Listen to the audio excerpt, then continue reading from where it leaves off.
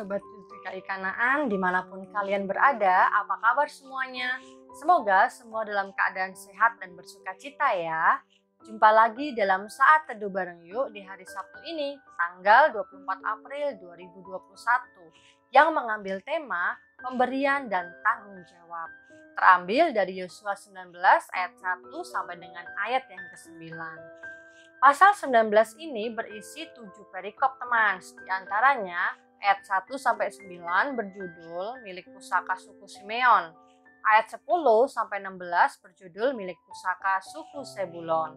Ayat 17 sampai 23 berjudul milik pusaka suku Isakar.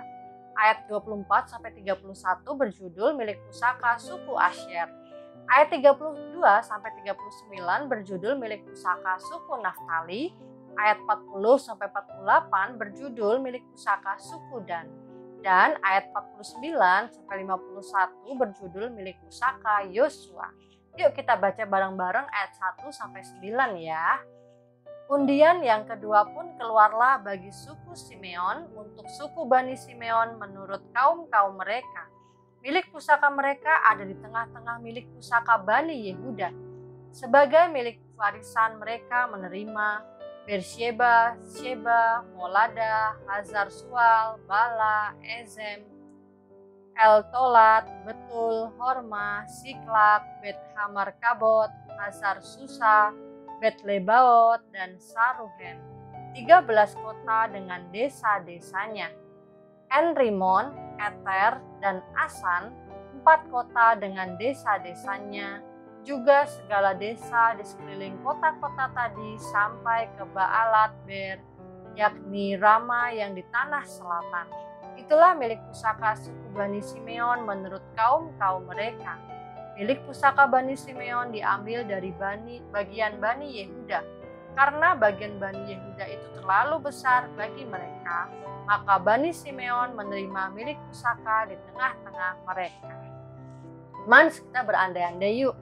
Seandainya hari ini kita menerima pembagian warisan, kira-kira apa yang akan kita terima? Bagaimana menentukan ukurannya? Bagaimana adat istiadat, agama, hukum, dan negara mengaturnya?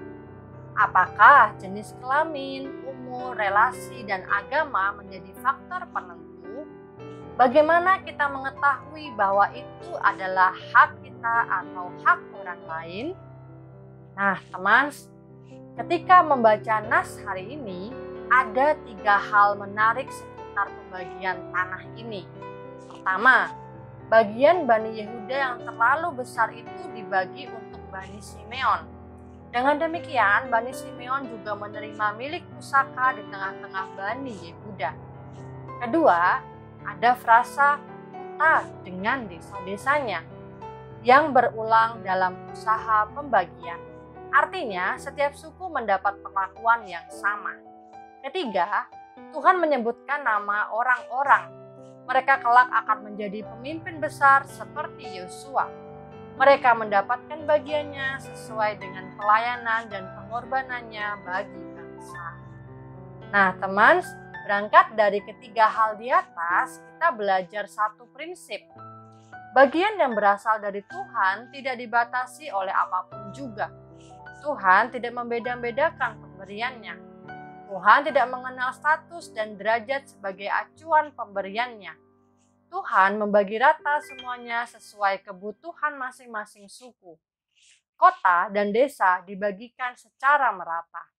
Sama seperti Yosua dan Kaleb, mereka pun dituntut tanggung jawab yang sama. Pemberian dan tanggung jawab selalu bergandengan.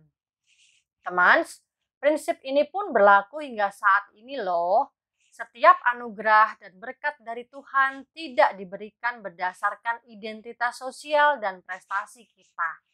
Itu murni hanya karena belas kasih Tuhan semata. Dia sama sekali tidak pernah menggunakan status kita sebagai acuan curahan cintanya.